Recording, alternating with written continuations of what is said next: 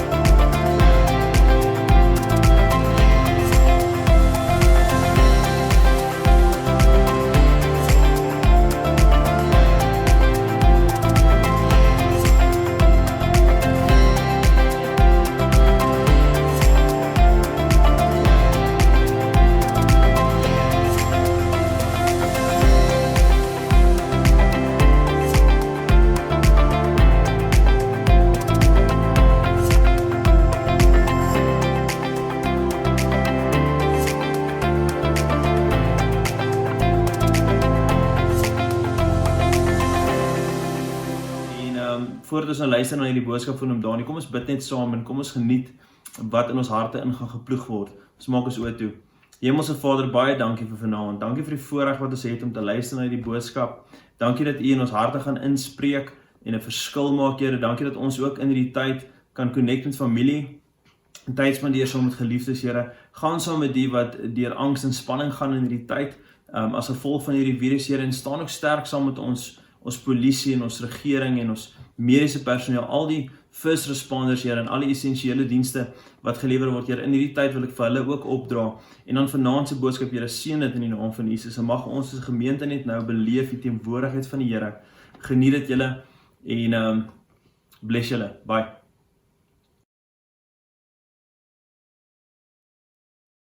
Hallo Nova gemeente, is wonderlik julle vanaand inskakel om hierdie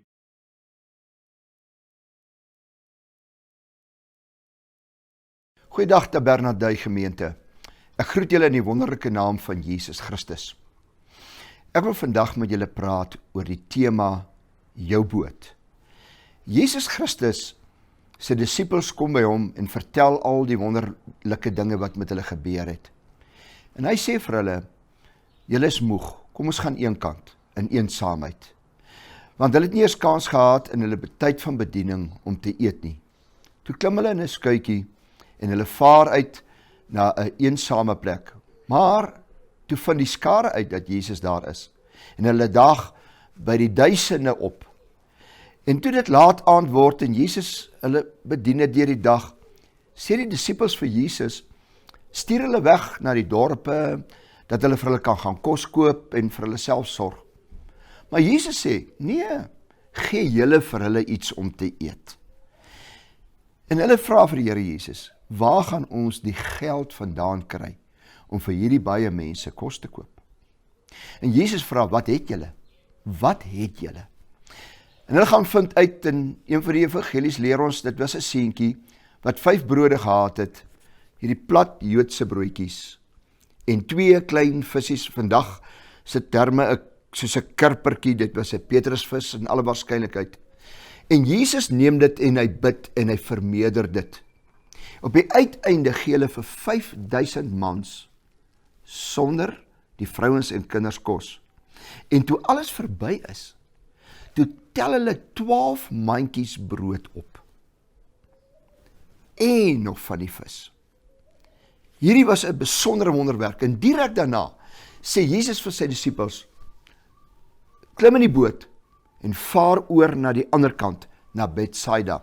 Nou lees ek vir jou in Markus, die 6de hoofstuk, net enkele verse. Hy sê, en dadelik het hy sy disippels gedwing om in die skei te gaan en vooruit te vaar na die oorkant, na Betsaida, onderwyl hy die skare sou wegstuur. En nadat hy hulle van hulle afskeid geneem het, gaan hy na die berg om te bid.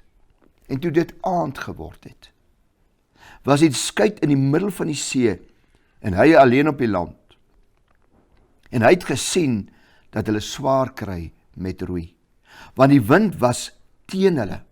En omtrent die 4de nagmaak, dis omtrent 4:00 die oggend, net voor die dag breek, het hy na hulle gekom, al wandelend op die see, en hy wou by hulle verbygaan.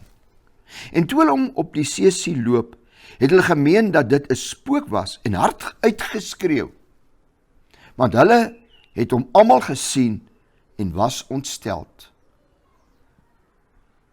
Toe spreek hy hulle dadelik met hulle en sê vir hulle, hou goeie moed, dit is ek, moenie vrees nie. En hy het by hulle in die skei geklim, en die wind het gaan lê, en hulle was by hulle self uitermate verbaas en verwonderd, want hulle het by die wonder van die brode nie verstandig geword nie, omdat hulle hart verhard was. Net tot sover. Hier gebeur iets besonders in hierdie verhaal. Die Here Jesus dwing hulle, toe dit aand word, om in die skei te klim en in die see in te vaar na die oorkant. En toe hulle op die see is, toe kom daar 'n storm op. Een van die ander evangelies sê, die winde het hulle getuister. En hierdie ouens roei. En ek dink by hulle self, hulle het sekerlik gewonder, waarom het Jesus dit gedoen, en is hy bewus wat met hulle aangaan? Maar die woord is baie duidelik, hy het hulle gesien. Hy het presies gesien wat met hulle gebeur. En toe hier in die oggend, nadat hulle sekerlik moeg was van roei, en seker by hulle self gedink het, ons gaan dit nie maak nie. Ons is te moeg, ons gaan nie hier uit hierdie see uitkom vandag nie, of vannacht nie. En hulle het besluit, hulle moet maar net aanhou roei. En ek wonder of daar by hulle bekommernis was, dat hulle sou sterf. En as hulle sterf, wat sou van hulle gesinne word? Wie sou hulle finansiëel versorg en na hulle kyk? En toe ewe skielik sien hulle hierdie spook, wat loop op die see, en hulle skreeu, en hulle is bekommerd, en hy praat met hulle, en hy sê vir hulle, dat dit hy is, hulle moet nie bang wees, hulle moet moed hou, hulle moet nie moed opgee nie, en hulle neem hom in die skei, en toe hulle hom inneem, toe gaan lê die wind. Een van die vertalings sê die wind het dood gegaan. Weet u dat ons ook in die dag waarin ons leef, storms beleef, orals om ons is daar mense wat skreeu, spooke, spooke, spooke. Ek dink, ek hoef nie vir jou te vertel hoeveel WhatsApps en hoeveel Facebook boodskappe van spooke het jy ontvang. En elke, selfs gelowiges deel in hierdie spookstories. Almal is bang, dat is spooke. Ons is nie onsensitief nie, maar ons is bewus daarvan dat die coronavirus is 'n baie gevaarlike virus waarvoor daar nog nie 'n vaksien gevind is vir die genesing nie. So ons moet onsself oppas en onsself beskerm. Maar ons leef nie in vrees nie. Ons leef nie in benoudheid nie. Ons leef nie met bekommernisse nie. Ons leef met die vaste wete dat Jesus wat op die see geloop het, is in ons boot as ons hom toelaat. Ek dink hy wou verbygaan om te sien of hierdie mense om sou nooi, om hulle boot te klim. In ons dag is daar twee besondere vrese. Die een is die siekte, want mense is bang om dood te gaan. En tweedens, orals waar ek kom en met sakemanne gepraat het, en met mense is hulle bang en bekommerd oor hulle finansies. Kom ek vertel jou, uit my uitlewe uit, want jy kan vandag vir my sê, Danie, maar jy het nie 'n besigheid nie. Jy hoef nie bekommerd te wees oor die ekonomie nie. Wel, as die gemeente se finansies en die voortbestaan van 'n gemeente nie 'n besigheidsbeginsel is nie, dan verstaan ek blykbaar nie iets nie. Daar salaris moet betaal word in die kerk. Mense moet versorg word, al die uitgawes gaan net so aan. Baie jare terug, in 1993, is ek in 'n gemeente met die naam van Belfort, en terwyl ek daar bedien, het my voorganger 'n gebou, staalkonstruksie opgesit, en hierdie staalkonstruksie staan daar, en die gras groei hom toe, en ek bid en sê, Here, dis nie vir my reg, dat die plek so staan nie. Want die woord sê, as jy begin bou, moet jy die kostes bereken, dat jy nie net halfpad kom nie, en hier staan die kerk halfpad. En ek vra vir die Here, wat moet ons doen? En die Here antwoord my, in 'n oomblik in my gees, en hy sê, jy moet die 1 Desember begin bou. Wel, jy sal verstaan dat 1 Desember is nie tyd vir bou nie, en toe ek by my kerk laat kom en hulle daarvan oortuig het, dat ons moet bou, en daar was 'n klomp sterk geestelike manne, en hulle sê, as die Here gesê het ons bou, dan bou ons. En ons kondig in die gemeente aan, dat ons op 'n oortrokke rekening, wat ons vir die bank gaan vra, R200,000 gaan leen, om 'n gebou te bou. Ons het net R8,000 in die boufonds. En die Here sê vir ons by die vergadering, saai 5,000. En ons saai dit, en ons hou 3,000 oor. Presies 2 weke nadat ons aangekondig het, dat ons gaan die 1 Desember begin bou, vind ons uit dat die kragstasie en die myn, wat ons hoofbron van mense en inkomste is, toemaak die 30ste November. En ons verloor 55% van ons gemeenteinkomste. Wat moes ons toe doen? Ons glo, ons het by God gehoor. Ons weet dat die 1 Desember is die dag wat ons aangekondig het. Weet jy wat het met ons gebeur? Ons kon nie meer op mense staat maak nie. Ons moes net op Jesus staat maak. Ons moes hom nooi om in ons boot in te klim. En dis presies wat ons gedoen het. Minder as 'n jaar later, wy ons in 'n kerk in 1994, verskoning 93, wy ons 'n kerk in, van 1,3 miljoen met nie eers 'n volle 200.000 rand se geld wat ons gebruik het uit die oortrokke rekening uit nie. Wat het gebeur? Die God wat die 2 visse en die 5 broodjies vermeerder het, was in die boot saam met ons en het die storm kom stilmaak. 'n jaar nadat ons hierdie kerkgebou ingewy het en ons net alles gemaklik was, bel 'n kollega my en hy sê vir my, Dani, wens my geluk, ek het 'n beroep gekry. En ek sê vir hom, baie geluk, waarheen het jy die beroep gekry? Hy sê, Pietersburg. Toe hy die woord sê Pietersburg, toe gebeur daar iets besonders met my. Presies wat met Elisabeth gebeur het toe sy en Maria by mekaar uitkom en Johannes in haar moederskoot opgespring het en met die gees vervul is, spring al my ingewande op. En God sê vir my, jy sal Pietersburg toe gaan. Wel, jy ken nie die agtergrond nie. Die eerste persoon wat beroep was, ek was nommer 2 op die lys, hy het nee gesê, toe skuif hulle my aan, toe beroep hulle nommer 2, toe skuif hulle my aan, ek het nie geweet nie, ek was die laaste ene, toe hulle niemand kry nie, was ek die 7de pastoor wat hulle beroep het, na Pietersburg Oos gemeente toe. Die Here sê ons moet gaan, en toe hulle my beroep, toe is daar weer 'n storm.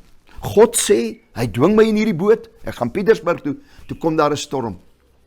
Die gemeente in Pietersburg bied my 'n salaris aan van 42,5% van my salaris. Ek verloor 57,5% van my salaris. En dit was 'n storm, en ek moes dit kan oorleef. Wat moes ek doen? Ek het vir die Here gesê, Here, ek kan nie nou nie, ek is 41 jaar oud. Ek het al my polisse verloor, my kinders se studiebeurse verloor, ek het my anniteite verloor, ek het geen finansiële sekuriteit oorgehou nie. Maar ek het geweet ek moet hom vertrou.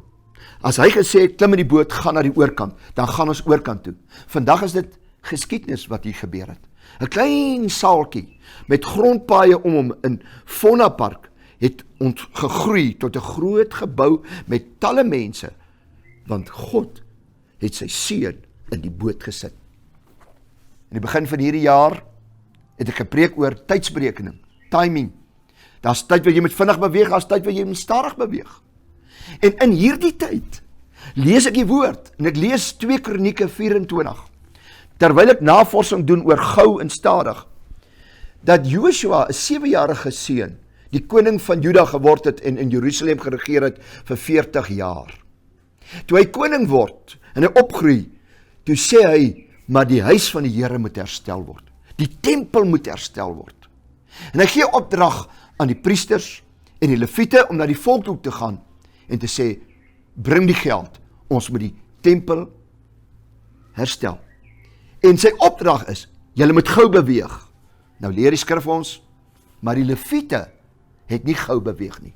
En toe ek het lees, en ek dink aan Moederkampus, die gemeente waaruit die hele AGS in hierdie provinsie gegroei het, alle AGS gemeentes, en meer as net AGS gemeentes, talle onafhanklike gemeentes, blanke gemeentes, swart gemeentes, Indiër gemeentes, het alles gegroei uit moeder uit, en dis die Moederkampus vir die hele provinsie, maar die gebou is oud. En ons neem 'n besluit saam met die ouderlinge, dat ons die gebou gaan verbeter. Ons gaan hom herstel, ons gaan die tempel mooi maak. God se aanbiddingsplek opgradeer. Toe kom die storm, die coronavirus. Nou wat moet ons nou doen? Moet ons nou in vrees leef? Nee, ons gaan Jesus vra. Al lyk dit of dit die wind teen ons is, al lyk dit of ons swaar roei, al lyk dit of ons dis donker, dis nag, dit lyk nie altyd vir almal goed in die ekonomie, gaan ons Jesus in die boot inlaat. Dit lyk baie keer of hy wil verbygaan, maar eintlik wil hy hê, nooi my net in. Daarom wil ek jou uitdaag. Ek wil jou as 'n vernoot uitdaag. Nooi Jesus in jou boot in. Nooi hom in jou huwelik in. Nooi hom in jou gesin in. Nooi Jesus in jou besigheid in. Nooi Jesus in jou boot. Kry hom in jou boot. Want dis wanneer hy in die boot is, wanneer die wind gaan lê, die dag gaan breek, en ons by ons bestemming gaan aankom. Ek is nie 'n profeet by uitstek nie, maar ek het soms 'n profetiese woord. Ek het met sakemanne gekuier en hulle is almal bekommerd, en in hierdie tyd het ek vir hulle iets gesê en ek het geskrik toe ek het sê. Die ekonomie, die spookjager sê, 'n jaar of 2 voor die ekonomie gaan herstel. Dieselfde Jesus, wat 'n wonderwerk gedoen het in 'n paar minute, om 5 broodjies en 2 visse te vermeerder, in 'n groot, suksesvolle bakkery en 'n viswinkel, is dieselfde God, wat as hy in die boot is in Suid-Afrika, wat die ekonomie binnekort gaan draai en optel, want ons is 'n volk wat nou, mense wat nie wou kerk toe kom, mense wat nie eens wou bid nie, mense wat met God eintlik niks te doen gehad het nie, mense wat nie eens bang was vir die dood nie, is ewe skielik op soek na hierdie Jesus, wat die brode vermeerder het, die visse vermeerder het, en in die boot ingeklim het, en die storm stil gemaak het. En dis nou die tyd, wanneer ons hom vertrou met ons finansies. Dis die tyd waar ons hom eerste sit in ons finansies. Dis die tyd waar ons hom eerste sit in ons huwelike. Dis nou die tyd waar ons hom eerste sit in ons totale bestaan. Maar as jy na hierdie boodskap luister, en jy het nog nie Jesus in jou hart ingenooi nie, in jou lewe ingenooi nie, in jou geesboot ingenooi nie, wil jy nie vanmôre saam met my, of vandag saam met my, 'n gebed doen nie. Kom ons bid. Kosbare Here, ons maak ons harte oop vir U. Ons nooi U in ons lewens in. Ons laat U toe om ons te transformeer. Ons laat U toe om ons lewens te beheer. Here, ons vertrou U dat U ook huisgesinne gaan heel maak, gesond maak, geniet maak. Dat U ook in hierdie tyd besighede gaan laat staande bly, dat die winde wat teen hulle tuister sal lê, en dat hulle sal beleef, hierdie goeie Jesus, wat op die see geloop het, wat eers die brode vermeerder het, wat wonderwerke gedoen het, mense geleer het, siekes gesond gemaak het, hoop gegee het, sal ook die storm laat lê, wanneer hy in die boot kom. Help ons dat ons harte nie verhard sal wees nie, dat ons nie die wonders wat hy in die verlede gedoen het sal miskyk nie, maar dat ons sal besef, vandag is die dag van verlossing, van hoop en van soeke na die Here en U te vinde vir elke een wat sy hart oopgemaak het. Kom hier in deur die Gees en ons dankie daarvoor. Amen. Mag jy die vrede en die hoop van die Here beleef en mag hierdie woorde van Jesus in Markus 6 waar hy vir sy disippels hierdie woorde sê, hou goeie moed, dit is ek, moenie vrees nie, mag dit deel van jou lewe wees, die Here seën. Moenie vrees nie, mag dit deel van jou lewe wees, die Here seën. As jy vandag jou lewe aan die Here oorgegee het, of as jy graag wil hê iemand moet saam met jou bid, gebruik die chat Goeiedag, of die Taberna prayer-opsie gemeente. op hierdie platform. Ek groet julle in die Alternatief, wonderlike naam van besoek gerus Jesus ons Christus. webtuiste. Ek wil Baie vandag met dankie julle dat jy saam met ons praat na oor die vanoggend se tema boodskap geluister jou het. boot. En dankie dat jy ook Jesus aanhou gee Christus in hierdie tydperk. Sy Ons wil disippels dit vir jou kom by so hom en maklik as vertel moontlik al die maak. wonderlike Daarom is daar 'n paar dinge wat met metodes hulle tot jou gebeur het. beskikking indien jy En hy dienste sê wil vir hulle, betaal of offerande Julle gee. is moeg. Vir Kom meer ons gaan inligting eenkant praat gerus en nou een met een saam. van die span aanlyn. Want hulle het nie eens Besoek ons kans gehad webtuiste in hulle by tyd van bediening om te eet. Toe klim hulle in 'n skuitjie www.tabernadei.co.za. en hulle Geniet